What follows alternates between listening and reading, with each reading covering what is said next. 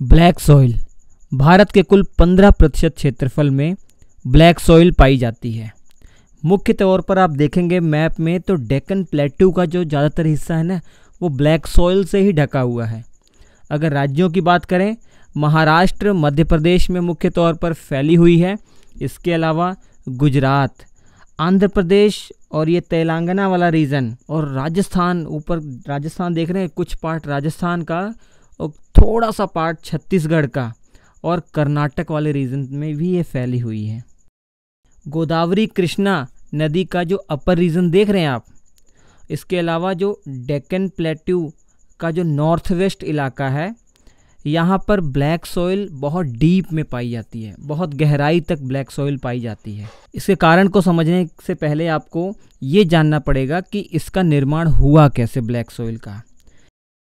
प्यारे बच्चों, black soil का जो निर्माण है वो ज्वालामुखी लावा जब बाहर निकला, ज़मीन से बाहर निकला और बाहर आकर जब ठंडा होकर बेसाल्ट चट्टान का रूप इसने धारण कर लिया और इसी चट्टान के वेदरिंग और इरोजन के कारण ही जो मिट्टी का निर्माण हुआ वो ब्लैक सॉइल है।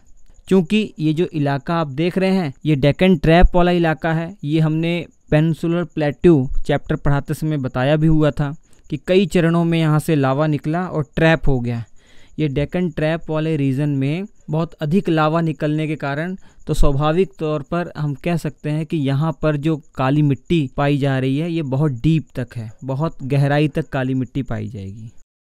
प्यारे बच्चों, इंडियन ज्योग्राफी का क्लास 6 से क्लास 12 जो एनसीईआरटी समरी कोर्स है वो श्री अड्डा एप्लीकेशन पर लॉन्च हो चुका है। वीडियो के डिस्क्रिप्शन में श्री अड्डा एप्लीकेशन का लिंक है। एप्लीकेशन को इंस्टॉल कीजिए, इस कोर्स को ज्वाइन कीजिए। बेहतरीन कोर्स है ये, जो आपके सारे बेसिक क्लियर कर देगा। ये सभी क्लासें पूरी एनिमेशन की सहायता से होंगी, तो सब कुछ आप बारीकी से समझ सकते हैं और वो भी बहुत कम समय। काली मिट्टी को रेगूर सॉइल भी कहते हैं। इसके अलावा ब्लैक कॉटन सॉइल भी कहते हैं, क्योंकि कॉटन के लिए बहुत परफेक्ट है ये। ब्लैक सॉइल कॉटन के लिए परफेक्ट है।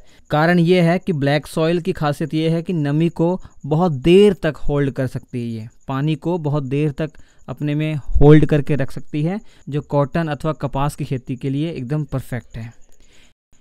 एक प्रश्न मेरा आपसे है कि इंटरनेशनल स्तर पर इस काली मिट्टी को किस नाम से जाना जाता है, ये आप कमेंट करके बताइए, थोड़ा रिसर्च कीजिए। ब्लैक सॉइल के पार्टिकल्स की बात करें तो बहुत छोटे छोटे पार्टिकल्स होते हैं, बहुत महीन पार्टिकल हैं। तो इसका टेक्सचर किस टाइप का होगा? क्ले टाइप का है। तो ये क्ले सॉइल का एक प्रॉपर्टी रखता है। तो इसका मतलब आपको आप समझ में आ गया होगा, क्ले सॉइल जैसे इसका अगर टेक्सचर है तो पानी को होल्ड करने की क्षमता इसमें बहुत अधिक होगी। जब ये गीली हो जाती है मिट्टी तो एकदम चिपचिपी हो जाती है। जब ये सूख जाती है तो बड़ी बड़ी दरारें इसमें पड़ जाती है। ऐसा दिखाई देता है कि इस खेत को जोत दिया गया है। तो इसीलिए स्वतः जुताई वाली मिट्टी इसको कहा जाता है। सेल्फ प्लॉइंग मिट्टी, इससे मिट्टी को कहा जाता है ब्लैक सॉइल को। अब प्रश्न ये उठता है कि इस मिट्टी में किस चीज़ की अधिकता और किस चीज़ की कमी पाई जाती है। एग्ज़ाम पॉइंट ऑफ व्यू से बहुत इंपॉर्टेंट प्रश्न है ये। अधिकता की बात करें, आयरन, लाइम, एल्यूमिनियम, मैग्नीशियम और पोटाशियम की अधिकता पाई जाती है इसमें। कमी किस चीज़ की पाई जाती है? फास्फोरस, नाइट्रोजन और ऑर्गेनिक मैटर, इनकी कमी पाई जाती है। अगर ऑर्गेनिक मैटर कम है तो ह्यूमस कम होगा ही, तो ह्यूमस भी इस मिट्टी में बहुत कम पाया जाता है। कौन कौन सी फसलों के लिए ये मिट्टी बहुत उपयोगी है?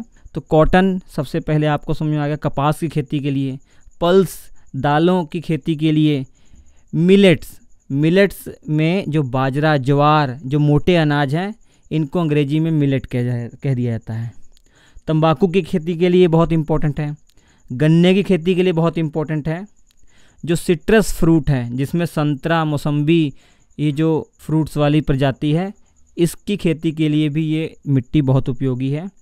इसके अलावा अलसी, जिसे लिनसीड कहा जाता है या फ्लैक्स सीड कहा जाता है, उसकी खेती के लिए भी ये काली मिट्टी बहुत उपयोगी है। तो इतनी जानकारी आपको होनी चाहिए ब्लैक सॉइल के बारे में। इसके बाद रेड एंड येलो सॉइल की बात करेंगे। Thank you.